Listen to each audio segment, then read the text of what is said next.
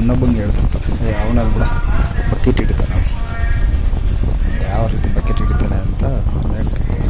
Bucket ಹಿಡಿತಾನೆ ಬಿಡ ಅವನು, ಯಾವ ಬಕೆಟ್ ಹಿಡಿತಾನೆ, ಅವನಿಗೆ ಬಕೆಟ್ ಹಿಡಿತಾನೆ ಬರೀ ಅಂತ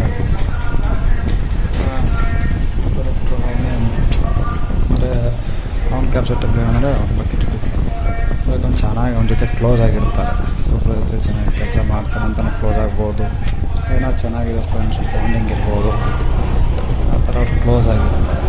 ಅದನ್ನು ಇವ್ರು ಕೆಲವೊಬ್ರು ಏನಂತಾರೆ ಬಕೆಟ್ ಹಿಡಿಯೋದು ಅಂತಾರೆ. ಅದೇ ತಾವು ನೆಟ್ಟಾಗಿ ಅವ್ರ ಜೊತೆ ಮಾತಾಡ್ತಿದ್ರೆ ಅವ್ರಿಗೆ ಅವ್ರ ಬಕೆಟ್ ಹಿಡಿಯೋಂಗಿಲ್ಲ. ನಾನು ಹೇಳ್ತೀನಿ ಹಂಗೆ ತಾವು ಅವ್ರ ಜೊತೆ ಬಕೆಟ್ ಹಿಡಿಯೋಂಗಿಲ್ಲ, ಹಂಗೆ ಹಿಂಗೆ ಅಂತಿರ್ತಾರೆ. ಅವ್ರು ಅದ್ರದ್ದು ಏನು ಮಾಡ್ತಾರೆ, ಚೆನ್ನಾಗಿ ಮಾತಾಡಿಸ್ಬಿಟ್ರೆ ಬಕೆಟ್ ಹಿಡಿಯೋದು.